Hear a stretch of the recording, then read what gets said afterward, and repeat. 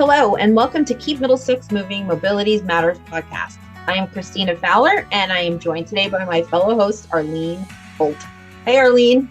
Hey, I'm so happy to be here for season 2. Season 2! Yes. So season 1 was great. We kind of pulled that together pretty quickly. We've had such a great outpouring of response from it that it totally warrants a season 2. So here we are. Yeah, absolutely.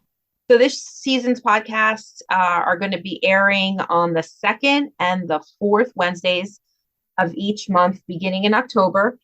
And like a true series, it will end in June. So we'll have our summers off. We'll still be working, though. We'll still be working. You're right. So we have podcasts lined up for the next couple of months. We have some great guests. Arlene, who do we have? One of the guests that I am really excited about is Steve Dunn, the biking fireman, who is a firefighter for the city of Elizabeth, and he will be on to talk with us about what he's doing over in Union County. We also have Senator Patrick Dignan, who is the chairman of the Senate Transportation Committee, who will be talking with us a little bit about transportation initiatives in Middlesex County and in New Jersey. And we will also be speaking with Karen Alexander of NJTIP, or New Jersey Travel Independence Program, about what is NJTIP and how it benefits seniors and the disabled to stay independent. Mm-hmm. And, in addition to those topics, we also have kind of a new feature this season too. Peppered throughout the series, there'll be podcasts with just our hosts, whether it be you and I, or our executive director, Bill Neary, or Safe Routes to School coordinator, Chris Gonda. We'll have a couple of snippets here and there, and it would kind of, the podcast will be focusing on events that we have coming up, which leads me to my next point, actually. It's October, and we have a couple of events coming up that we wanted to share with our guests. Walk Our Kids to School Day is October 12th. Last year, we had 32 Middlesex County schools with over 6,500 children walking on that day. Wow. And it looks like we're gearing up to match, if not surpass, those numbers for 2022.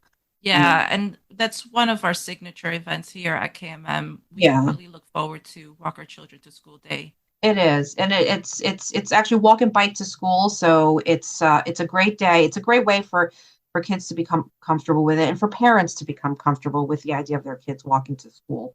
Yeah, I participated with my daughter years ago when we moved to Middlesex County, and it was just great. We had, the police department out, we had all the parents and the kids, and it was just a really fun way to start school. And I did walk my daughter to school every day because I live so close to school, but it was just nice to get so many more people out there to consider the possibility of walking to school instead of driving. Right.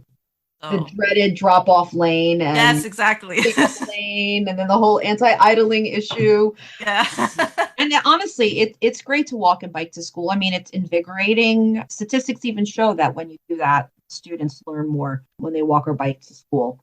And it makes total sense, right? I mean, exercise, fresh air, it's a perfect way to start the day. Yeah, and it gives them a better sense of their community, where they live, and makes them better drivers when they get older because they know where they live. That's so true. My daughter will probably be very upset with me sharing this, but it wasn't until she started to drive that she realized that she needs to know where places are. Yeah.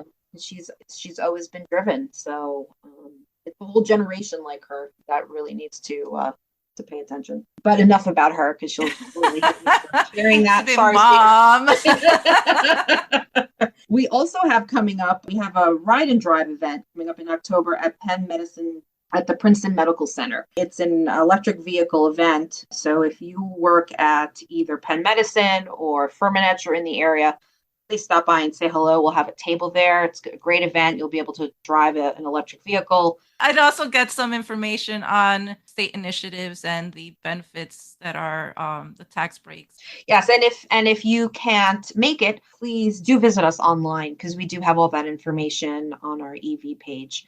and it's always updated. And then also on October 19th, we have a webinar. It's going to be live on Facebook, or you can request a Zoom link. It is with Rowan University. They will be discussing their statewide distracted driving study. I'm not sure.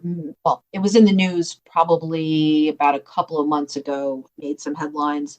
So we have the director coming on to discuss that study and what they. So that's what we have going on in October. Chock full. Yes, yes. And then looking ahead to 2023, what do you think we have? What should we have? Well, we have a lot of things going on. So we're going to hopefully get an update on the South Amboy Ferry project, potentially the Gateway project. Well, we placemaking. We may have a episode on placemaking and micro mobility. And we'd like to talk a little bit about the Essex Greenway and what's happening there. Very exciting stuff. Yes, yes. We have lots to talk about. And only 12 episodes, 10 episodes. So there's going to be a lot to pack in. I find that just, having started our season and with the guests that we have, they've been really dynamic, really interesting. Yeah. And I'm really looking forward to what we're going to be doing in 2023 because it just gets more exciting. And I feel very privileged that we can do this here at KMM. Absolutely. Absolutely. And even our audience, to you guys listening, we absolutely appreciate your feedback. So if you have a topic that you'd love for us to talk about, don't hesitate to reach out. You can reach us through our website. You can reach us through social media. We'll have all of the links included at the end of this podcast. Buckle up, and we look forward to chatting with you all year. Yeah, I hope you enjoy this coming season. We did invest in better audio for the sound quality, so hopefully we've learned a lot with the past year. Hopefully we can bring you topics that are of interest to you and that you find compelling. Absolutely. So thank you for listening, and we will catch you on the next podcast. Have a great day, everyone. Bye. Funded by the North Jersey Transportation Planning Authority and the Federal Highway Administration.